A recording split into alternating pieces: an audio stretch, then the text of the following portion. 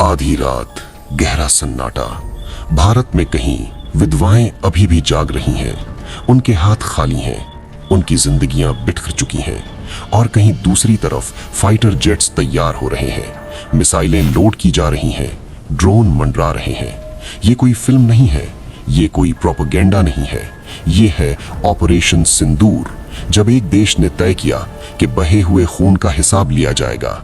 अंत तक बने रहें, क्योंकि जो आप सुनने वाले हैं वो बताएगा कि इंसाफ कैसे हुआ, खामोशी से, सटीकता से और बेरहमी से। 2 हफ्ते पहले पहलगाम आतंकी हमले ने अमन और शांति को किसी खंजर की तरह चीर दिया। मिनटों में सुहाग उजड़ गए, परिवार तबाह हो गए, माथे से सिंदूर हमेशा के लिए मिट गया और सरहद पार से आया अहंकार। एक आतंकवादी लीडर ने भारत का मजाक उड़ाया, जाओ मोदी को बता दो। उसे एक जुमले में उनकी मौत लिख दी, क्योंकि भारत का संदेश साफ था, हमारी बेटियों के सिंदूर की कीमत चुकानी पड़ेगी। लगातार 12 दिनों तक एक सील बंद कंट्रोल रूम के अंदर भारत के सबसे तेज दिमाग खामोशी से काम कर रहे थे। खुफिया एजेंसियां आतंकी कैंपों का नक्शा बना रही थी, सैटेलाइट्स हर हरकत पर नजर रख रहे थे, सेनाएं हर एक सेकंड का तालमेल बिठा रही थीं। नेशनल सिक्योरिटी लीडरशिप की अगुवाई में सिर्फ एक मकसद सबसे ऊपर था, इंसाफ। तनाव नहीं, सटीकता, तबाही नहीं। उस मिशन का नाम था ऑपरेशन सिंदूर, एक tri service operation, air force, navy और आर्मी सब एक साथ। रात 1 से 1:30 के बीच पाकिस्तान और पीओके का आसमान जल उठा। 24 सटीक हमले, 9 बड़े आतंकी अड्डे तबाह हो गए। टारगेट्स में उनके कैंप शामिल थे लश्कर-ए-तैयबा, जैश-ए-मोहम्मद, हिजबुल मुजाहिदीन।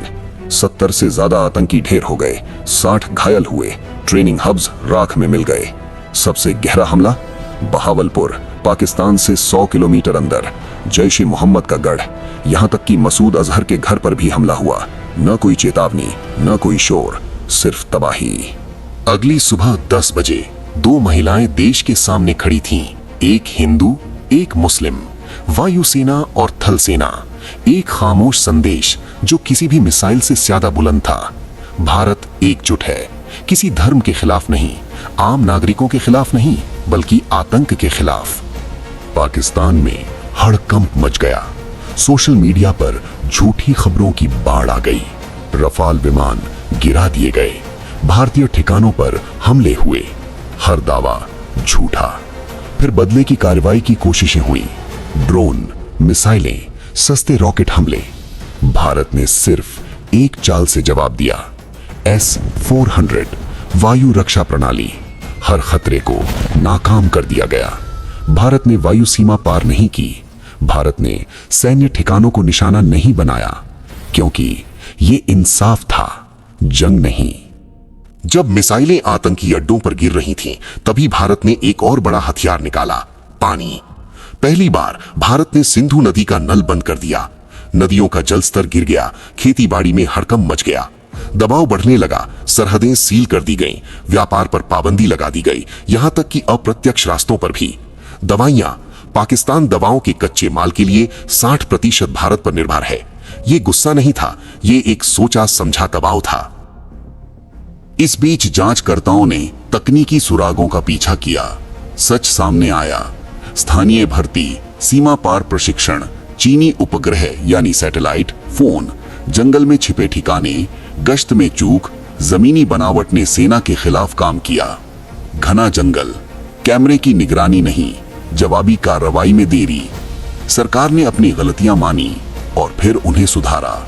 संवेदनशील इलाकों को सुरक्षित किया गया, ड्रोन निगरानी बढ़ाई गई, सैनिकों की तैनाती में बदलाव किए गए, क्योंकि सुरक्षा अहंकार का विषय नहीं है, ये सीखने और सुधारने का विषय है। कुछ ऐसा हुआ जिसकी उम्मीद नहीं थी। स्थानीय लोगों ने आतंकियों को पनाह देने से मना कर दिया। खामोशी की जगह मोमबत्तियों के जुलूसों ने ले ली। सूचनाएं चुपचाप दी जाने लगी। एक तस्वीर ने देश को हिला दिया। एक शहीद नौसेना अधिकारी की पत्नी ने नफरत नहीं बल्कि एकता की मांग की। कुछ लोगों ने इसे गलत रंग देने की कोशिश की, लेकिन संदेश अडिग रहा, न नफरत न बंटवारा, सिर्फ इंसाफ। जो 2 परमाणु देशों के बीच एक पूर्ण युद्ध बन सकता था, वो संयम से खत्म हुआ, सटीकता से खत्म हुआ, युद्ध विराम से खत्म हुआ। पहलगाम के पहाड़ रो पड़े, भारत ने सुना और जब समय आया सिंदूर ने पलटवार किया, क्रोध से नहीं बल्कि संकल्प से।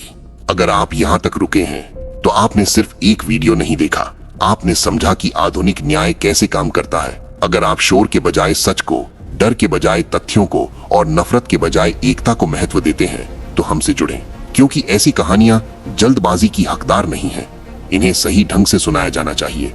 और अगर आप जानना चाहते हैं कि पूरी योजना कैसे बनी, पहलगाम हमला चरण दर चरण कैसे अंजाम दिया गया, किन गलतियों का फायदा उठाया गया और कैसे खामोशी से जवाब तैयार किया गया, तो नीचे बताएं। मैं अगले वीडियो में सब कुछ विस्तार से समझाऊंगा। जय हिंद।